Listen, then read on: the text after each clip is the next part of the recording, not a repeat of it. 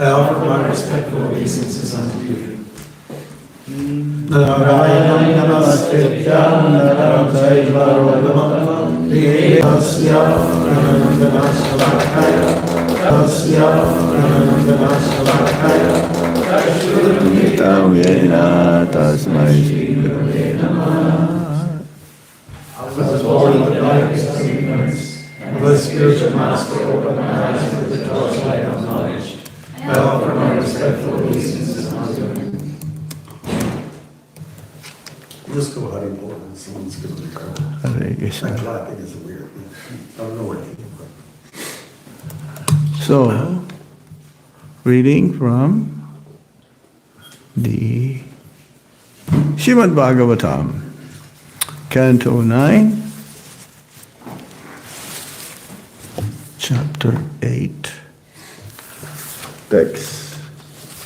Are we going to read? This is a new chapter. So what do? We read the summary or? We read the translation from 1 to 13 and then we focus on one verse 11. Oh, okay. Just everyone reads it together, right? Oh, yes. Do it all, everyone. When you're right, get set, go. Sukadeva Swami continued. The son of Rahita Anugraha was Harita. and Harita's son was Champa, who constructed a town of Champapuri. The son of Champa was Sudeva, and his son was Vijaya. The son of Vijaya was Bhattavika. Bhattavika's son was Vikram, and Vikram's son was Anugraha. The enemies of King Bahuka took away all his possessions, and therefore the king entered the order of Anugraha and went to the forest with his wife. Bahuka died when he was old, and one of his wives wanted to die with him, following his study right. At that time, her mother, or Purvamuni, knowing her to be pregnant, forbade her to die. Knowing that she was pregnant, the co-wives of the wife of Bahuka conspired to give her poison with their food, but they did not act. Instead, the son was born along with the poison. Therefore, it became famous as Sagara, when it was born with poison. Sagara later became the Anugraha. The place known as Gangasagara was excavated by his sons. Sagara Maharaj, following the order of a spiritual master, overall, did not Kill the uncivilized man like the Ranjagadas Yavas, Yavas, Svajas, Hayas, and Bhagaras. Instead, some of them he made dress properly, some of them he shaved clean, without wearing mustaches, some of them wearing loose hair, some he half-shaved, some he left without underwear, and some without external garments. Thus these different hands were made presently for me, but he saw and did not kill them. Following the instructions of the great sage Anugraha, Sagara Maharaj performed Ashwamedha sacrifices, and thus satisfied the Supreme Lord, who is the Supreme Controller, the Super Soul of all learned scholars, and the knower of all Vedic knowledge, the Supreme Personality of Godhead. But Indra, the King of Heaven, stole the horse meant to be offered as sacrifice. King Sagara had two wives, Sumati and Seshini, the sons of Sumati, who were very proud of their prowess and influence, following the order of their fathers, searched for the lost horse. While doing so, they dug into the ground very extensively. Thereafter, in the northeast direction, they saw the horse in the ashram of Karnamuni. Here is the man who stole the horse, they said. He is staying there with closed eyes. Certainly he is very sinful. Kill him! Kill him! Shouting like this, the sons of Saga, 60,000 men raised their weapons, and when they approached the stage opened its eyes. By the influence of Indra, the King of Heaven, the sons of Sagara had lost their intelligence and disrespected the great personality. Consequently, fire emanated from their own bodies. And they were immediately burned to ashes. It is sometimes argued that the sons of King Sagara were burned to ashes by the fire emanating from the eyes of Kapila Muni. This statement is not true, like great persons, for Kapila Muni's body is completely immortal within, and therefore it cannot manifest more of ignorance in the form of anger, just as the pure sky cannot be less of Kapila Muni enunciated in this material world the Samkhya philosophy, which is a strong boat with which to cross over the ocean of omniscience. Indeed, a person eager to cross the ocean of material world may take shelter of this philosophy. In such a greatly learned person, Situated on the elevated platform of transcendence, how can there be any distinction between enemy and friend? Hare Krishna. So we will discuss text 11. Swasariragnina tavan mahendra hita cetasa mahadvyatikramahata bhasmasad abhavamshanat. Swasarira agnina, by the fire emanating from their own bodies. Maharaj, we also just Okay. all recite. We all recite. Um, Go line by line.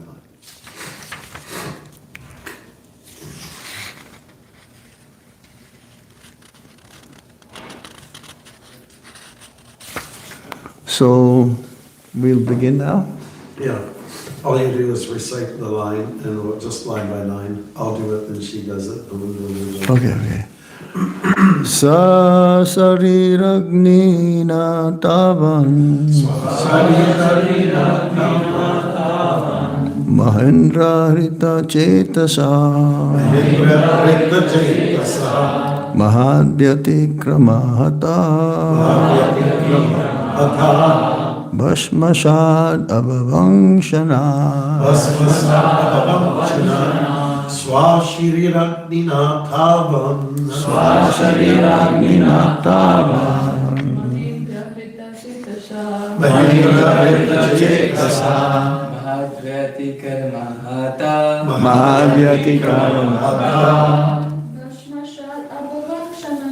bhasmasad. Savasarina tavam Swasariragnina tavam Mahendra Hrita Cetasa Mahadvyatikramahata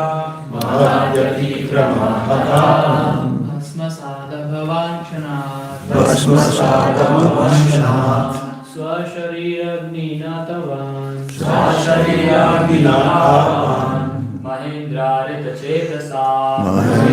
Rita Cetasa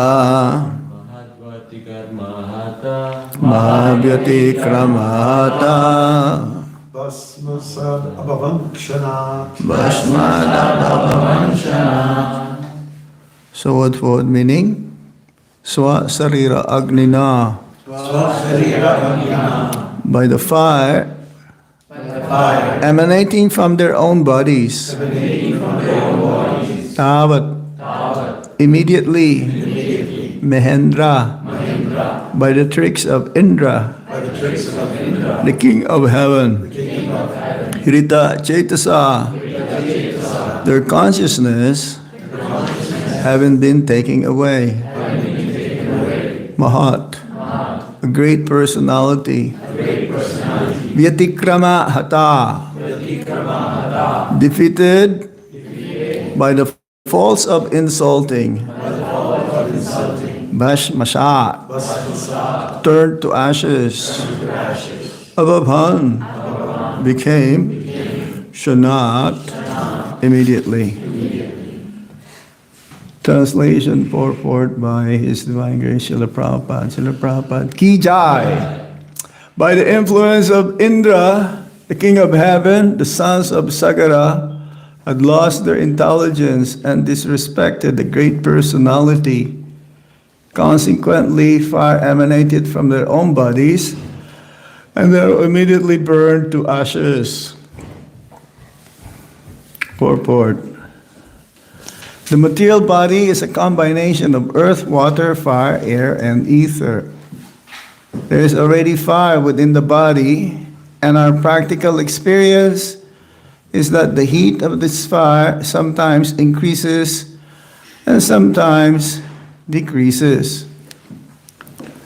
The fire within the bodies of the sons of Sagara Maharaj became so much hotter that all of them burned to ashes. The fire's increased heat was due to their misbehavior towards a great personality.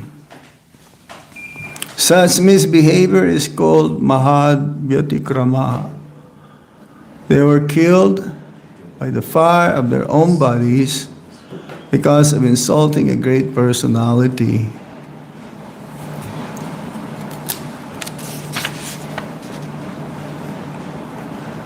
Swasariragni nataman. This is the cause of the sons of Sagara Maharaj when they're pious, but they offended a great personality, Vaisnava, or yes, Kapila Muni. He's a Satyavesa avatar. He's a Jiva Tattva category, but he is empowered incarnation, just like Srila Prabhupada, or many of our acharyas. They can have very high level of spiritual potency, but here he was not the cause of the death of Sagara's sons being burnt. Is their own body got burned by themselves because of the aparad, the offense that was committed. Sin and aparad, or it's not the same, papa or aparad. Sin and aparad, offense, it's not the same. The sin can be atoned a little easier, but for the Vaishnava aparad, the offense, sometimes it says it's like hatimata offense, like the elephant going to a garden. And the garden is so beautiful, so many flowers, plants, and fruits, vegetables, and so on. But then when the elephant goes inside, it creates an havoc. The whole plantation will be disturbed. So it is like that. Also, if one commits an aparad, even the Lord cannot do any, because in the heart of the devotee, the Lord resides. So who feels the pain is the Lord. Devotee is beyond the bodily concept of life. He doesn't take offense. He's not affected. He's not affected by the modes of material nature. And it says here, Kapila Devi is free from anger. Anger is something that under the modes of ignorance and passion, if one cannot get what he wants, like a child, remember, maybe we did it also when we were kids. Sometimes the kids will bang his head on the floor just to get what he wants from the family or from the parents. He will cry. Tantrum, call it tantrum, right, Maharaj? Tantrum. Tantrum, yeah. It's higher than anger. So, anyone who are under the modes of material nature, we are all prone to have these different unwanted desires, starting from lust, anger, greed, madness, illusion, especially envy. Prabhupada says the main reason why we're still here in this material world is because we're still envious. Because of another person has something that I don't have, or maybe I have, but greater, he is greater, so I want to be better also what he has.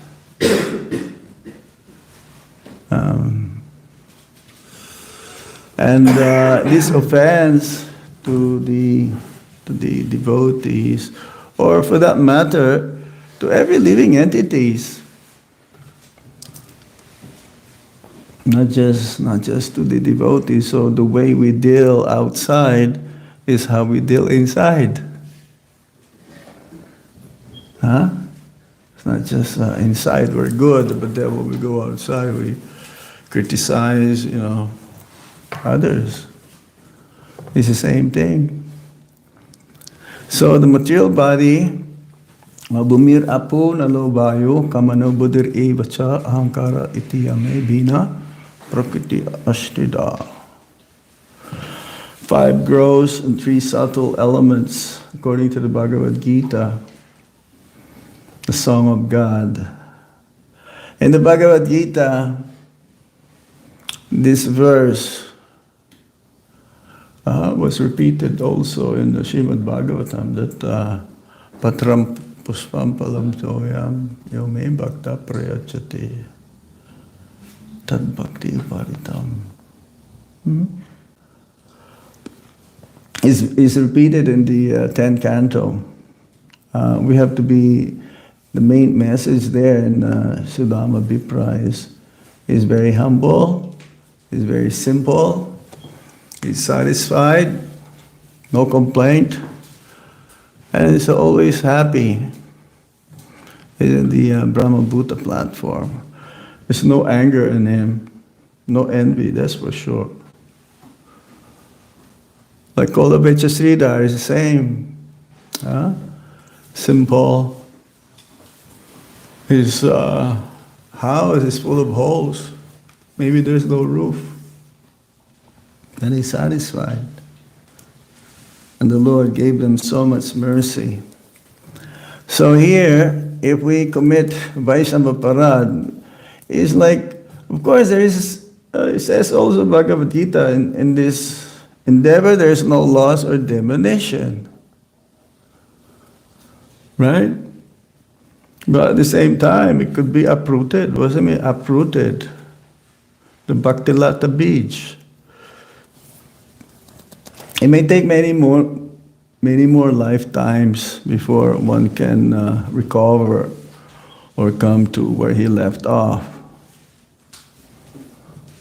So, it's like the animals in Vrindavan. It says that they have committed offenses. That's why they took birth in lower species of life, which seemingly like a filthy place. But being in Vrindavan, they're not ordinary. Prabhupada says it'll be their last life. They're very fortunate, auspicious to take birth in Vrindavan, to live in Vrindavan, especially to die in Vrindavan. So the material body is under the modes of material nature, goodness, passion, and ignorance. The soul is separate. The one who is engaged in the body, when you're engaged, or within, I say within. Yeah, this body is like tailor-made because of our karma from the past. We desire something that it created a form which is suitable to receive that karma. This is why there are 8,400,000 species of life. So one can have one of the 8,400,000 species of life whereby he'll be able to enjoy the material energy. But it's not possible. Not possible. It's been tried and proven. We've been coming here again and again in this material world in different species of life.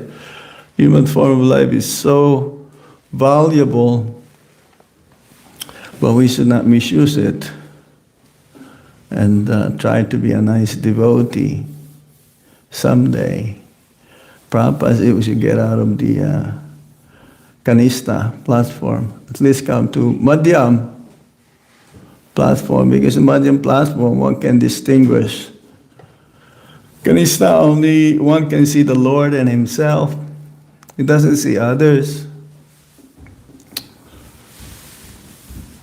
Doesn't see who are the devotees. He doesn't see who are the envious. And therefore, love of God starts on the Madhyam platform. In Kanista, no. Prabhupada mentions in a purport, cheap devotee.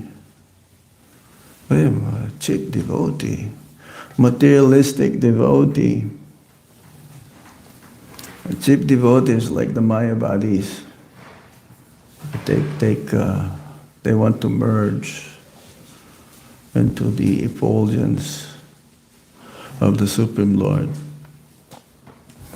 King Indra is always putting himself into trouble, seemingly. But he's a devotee also. In a sense, how can you be a king of the demigods? Sit on a throne. King has a throne, right? No throne, no king. Even Hiranyakashipu, he took over the throne of King Indra when he terrorized the entire universe. He's the greatest aparadi. He doesn't accept God. But he knows the science of the soul. He was preaching to his relatives after the death of his brother Hiranyaksha, even telling stories from the Puranas.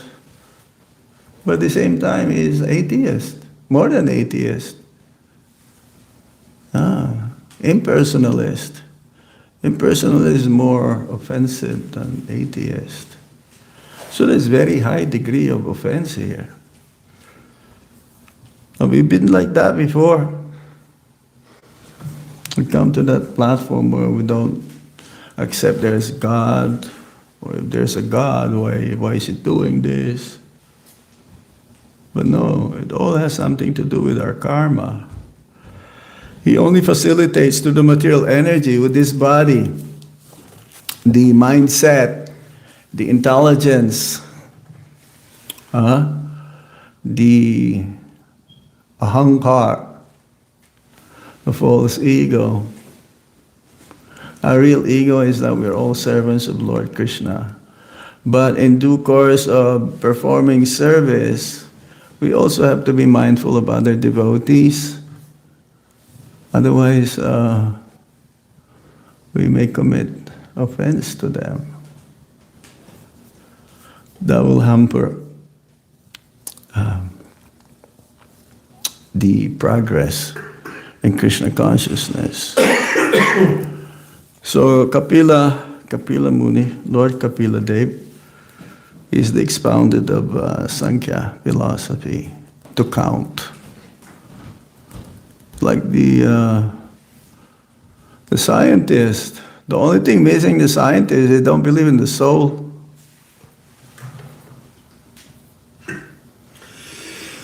They don't believe in soul. Everything happens by chance. Everything is like just Big Bang. Big dynamite. And then the whole creation happens. That's very offensive. So we have to be careful also to associate with those who are offensive. What offensive means always criticizing others. It starts with the mind, then words, then it becomes action. Action is severe, but more worse than action is by words, because words is like more cutting. Weapon, it'll heal, but words, it's like an axe going inside. So we have to choose our words. Before we speak, think 3 or 4 times more. Because it says that the tongue is quicker than the mind.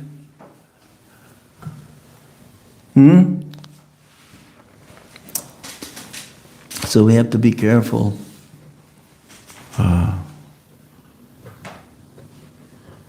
That's why at the very beginning in Bhakti, the foundation, it's like it has to be strong. Because if the foundation is shaky, then there's a chance that it'll crumble, the whole structure. So similarly in Bhakti, the best is like we have a good beginning, foundation. Especially you're very fortunate having this education here, higher education. You cannot get this in the university, Ryerson or U of T, you cannot get this. How fortunate we are to understand that this life is short. They say, life is short, party harder. Right? But we said also the same thing, life is short, Sankirtan, party harder. Engage in book distribution, that will make you a very strong commitment and convince. Prasadam, Harinam. Yes. It's up to us actually. So prayers are very powerful. It is not mundane. Or when we dream of spiritual matters like Srila Prabhupada or our spiritual master or something that relates to our service, then that makes us more inspired and just mind our own service. Because this is what we going to offer to Krishna. We wanted to make it the best. Of course, we're always going to be servants. Always going to be servants. And the moment we think that we're become the master or the enjoyer, then Maya creeps in. And then we commit offenses. But the best atonement, though, is the chanting of the holy name of the Lord, is the ultimate antidote. But we have to chant it like, without any offenses also. Reminds us every morning we recite them. This number 1 offense. What's that? Asking the devotees who are dedicated their lives for the propagation of the names of the Lord. Yeah. And the topmost is the Guru offense. Guru. Because he's the embodiment of all the saintly personalities or great devotees. Yeah. Extra careful when serving the devotees. When we serve the Lord directly, it's like the pujaris when they serve Lord Krishna in his Archavigraha expansion. They have to be careful also. But more serious offense is the offense when we serve Vaishnavas or the spiritual master, especially. We'll tend to become familiar. We don't know who each and everyone here, but we know we're going to serve Krishna, and we have to appreciate each and everyone. Yeah, according to the level, both material and spiritual. Because sometimes we are judgmental. We tend to judge according to one's appearance, according to one's look. No, look can be deceiving. We've heard of that, right? But what matters is inside. What matters in everything that we do is our intention. What is it that I wish to achieve for my own spiritual benefit and for the others as well? Yes. Then we'll be careful not to commit any offenses, any aparad. There's so many types of aparad. There's Dhamma aparad, Seva aparad, Nama aparad. Even in the holy Dham, we have to be careful. When we go there, there is something that is beyond our perception, but it is perceivable through our other inner senses. And externally, maybe looking like filthy, especially with the pigs and the monkeys and the dogs. The tractors. And the e-rickshaws. Everything to distract us. Yeah, that's why when one comes and he says, "Oh, why is it looking like this?" This is not like, what I read from the Krishna book. There are other places, some places still like not, it's what we call off the beaten track. It's like like in Ramghat, where Lord Balaram went to meet the devotees. So even those days, there are offenders like Pondraka, right, Maharaj? They're trying to imitate Lord Krishna with arms also. Yeah. So even in the holy Dham, we have to be careful. But here also is a temple. It's a place of Krishna. It's the abode of Lord Krishna. So, mandir, our mind should be peaceful here, not disturbed. Anxiety will always be there, but we're safe, we're protected if we are close by the devotees, but we have to be careful at the same time. Try to be in the mood of always trying to serve or help. Because our movement is hospitality movement. Yes. How we welcome the new ones and who are here. Both. So in this way we'll be not increasing our karma. Otherwise, when we leave this body, there's nothing we will take with us. The three subtle elements comes along with the soul. As long as he is traversing the material world, it comes along with those subtle elements. That's why sometimes other devotees, they make so much quick progress Otherwise, it takes time. Isn't it, Maharaj? Sure. Yeah. How is that? Ah. But it's not how we start, it's how we finish. That's more important. Huh? It's like, the turtle and the hare. The turtle won the race. Yeah.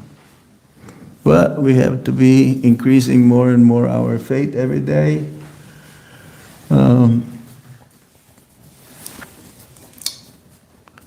In this way, Maya's attraction will be lesser and lesser. Okay, we stop here. Is there any questions or any comments or a reflection or Maharaj? Yes, many years ago, when this was not a ladies' ashram, I was sleeping in one of the rooms over here, right at the window. Chiba Mukta was next to me, early 80s. And in the morning after we woke up, he said, Bhakti Maharaj, you were talking in your sleep. And then, oh my God, what was I saying? And he said, you were talking about the tortoise and the hare. I didn't even know. Honestly, it wasn't even in my subconscious. And so what was that all about? And then I had to come up with an idea. Okay, well, the tortoise is very determined. He's slower, but he's steady. And that's the way we have to be in our devotion. The hare represents someone who's in the mode of passion and just runs real fast and then takes a break and relaxes. So because of his restless nature, the hare lost the race. Yeah, so I sort of covered myself. But I also wanted to say something else. Yes, Maharaj. Like these Shastras, they do talk about, especially Brigamuni, that pastime, when making offenses, first of all, by being silent, not saying anything, that's very offensive. Another form of offense is not being silent, but speaking something nasty.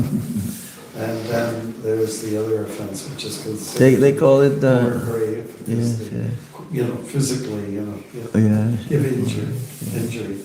So it's been seen, like we offend people by being physical. We also offend through gossip and things of that nature. So when you're physical, it's called overt. It's actually a French word. Overt. Overt. But we say silent. overt. Silent T. It's just loud and physical, right? And men do that quite a bit. Ladies have a different defense method, and that is to be covert. They're very subtle, and oftentimes just get into gossip. For instance, I wrote a poem about gossip, and I told Connie, I said, I have a poem about gossip. So, send it to me. I gossip all the time. So that gossip is a subtle approach, and it can be some way more, let's say, damaging in some ways. Negative energy, Maharaj, is Both are bad. Both are bad. Both are negative. Yeah. Okay. Any other points here? Yes, sir. Maharaj, we see a lot of time in scriptures, it is said that we are spirit souls. So when I try to think about it, I don't feel applying practical, I don't feel like applying that knowledge in practical life, like how I'm spirit soul, do I just air or what? Very intelligent boy. Very intelligent boy. You know what? See, when our aim, when our purpose is to serve Krishna and his devotees, you don't have to think separately, I'm not this body. Automatically, you are beyond the bodily platform. It's like when we chant Hare Krishna, it should be like, purely. It's nectar, but we don't have taste. Why? Because we have still so many things that we have to burn, and the main thing is keep serving Krishna, the devotees, and you don't have to think, I'm not this body. Automatically you are not this body. Okay? I just want to add something too. You might not feel like practically applying it, but our program is called, way of sadhana in the morning. Mm-mm. So as soon as after you've showered, you put it into practice, whether you want to believe in it or not. I'm not this body, I'm a spirit. Just go on and do it. That we're programmed and conditioned to do this. So starting off, the day is on a spiritual note, spiritual practices, chanting, coming before the deities, and chanting and offering prayers, doing the japa, and sitting down like we are right now. So, you might not feel up to it, but many of it, the mind doesn't do it.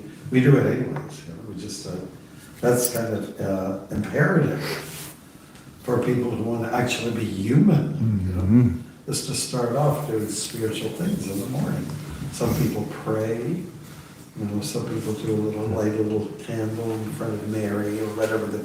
But it's all, you start on that, and once it's like starting an engine in a car in the winter.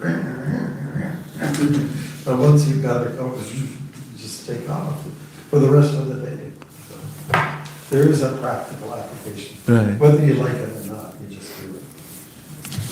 Any other points? Mataji's? Here? Any question?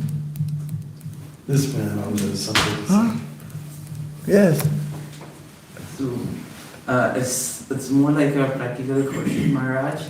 Mm. Sometimes we know devotees, if you stay with them, your consciousness might not be that nice because they're more into Prajalpa stuff.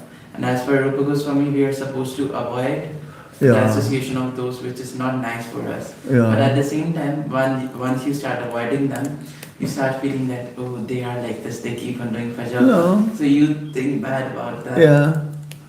So, Well, always be respectful. It doesn't matter what type of a devotee you are meeting or you're having to meet or to associate with. Always be respectful and value whatever they're having, but not necessarily you accept them. Acceptance is like you have to reject being so close to them, but you have to be with them also. You cannot separate it, right? Because you're serving in the same community. But always be respectful and trying to serve. This is the antidote. If you're envious of another devotee, because this happens also, you're envious of a devotee. So the antidote for that is you try to serve him. But then you have to eat the humble pie. You have to be humble though, because you cannot serve genuinely. Maybe externally you're serving, but that's not serving. Serving means, again, with love and devotion, even to the devotees.